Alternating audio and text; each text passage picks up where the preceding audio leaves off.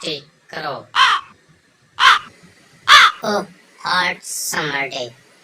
A crow became very, very thirsty. He flew in search of water, but he did not get water. He was going to die for want of water. Oh, oh my God, I am feeling so thirsty. At last he saw a pitcher. He at once flew to it with great delight.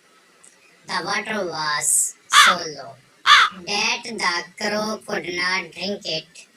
Then he looked around and saw some pebbles lying nearby.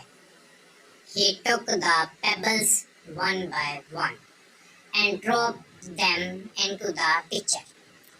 The water reached the neck of the pitcher.